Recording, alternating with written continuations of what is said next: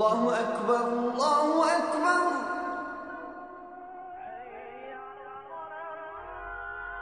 الله أكبر الله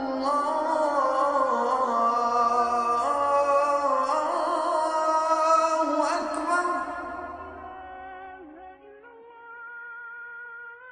أعوذ بالله السميع العليم من الشيطان الرجيم. بسم الله الرحمن الرحيم. السلام عليكم ورحمة الله وبركاته.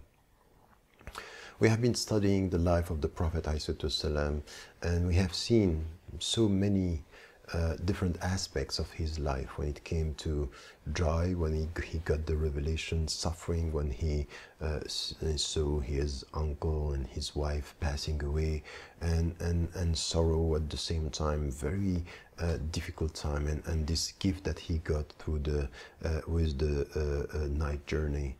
We have to remember this as the very important message here.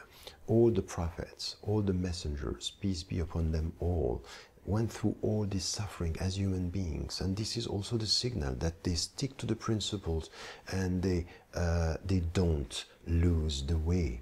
And we need to remember this. Now, there is something which the Prophet ﷺ was facing and trying to find ways, and he sent people to Abyssinia. He tried to protect his brothers and sisters within the community. At one point, there was no choice but to leave Mecca. And this was very difficult, but at the same time, he got this permission, and this was coming from God, and he started to plan for that. Years, in fact, between 1.5 years and 2 years, where he was planning to leave and getting contact with people, having agreement and contracts just to be able to leave the country.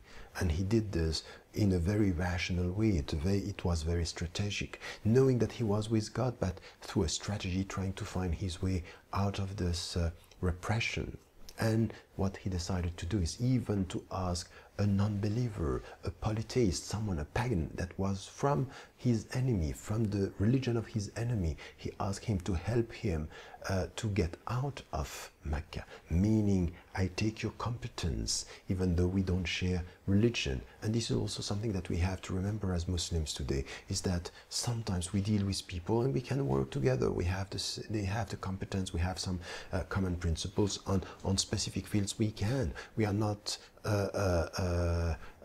pushed just to work among ourselves as Muslims. No, this was not the way of the Prophet ﷺ. He was open to deal with people as long as you have the competence and you know how to deal with things.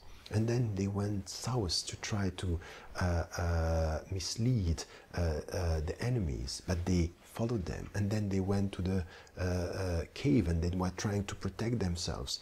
And there was a web there that was protecting them.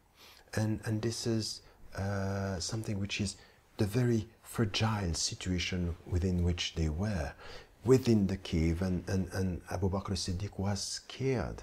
And the Prophet ﷺ was telling him, don't be scared, لا تحزن, don't be sad. ما ظنك باثنين الله ثالثهما. What is your opinion about two? God is the third one. Meaning by this, they planned all that. He tried his best just to find a way to mislead them, and at the end they found them. And what protected them is a spider web, meaning that this is where they had to rely on God. And this is where whatever is your competence, whatever are your skills, at the end you should rely in God, and we should know that with Him everything is possible. This is the way to avoid arrogance. This is the way just to rely on Him and to understand that this is the spiritual journey. This is the very meaning of your journey. And while you are fasting and asking Him to protect you and to purify you and to try to come close to Him, you understand that you do whatever you can to succeed, but at the end success is coming from Him. It's coming from the One. It's coming from the only God that we worship. La ilaha illahu. There is no other God but Him.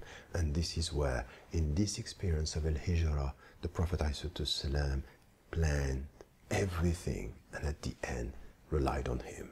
وتوكل عليه. He relied on God, and this is the way he was protected.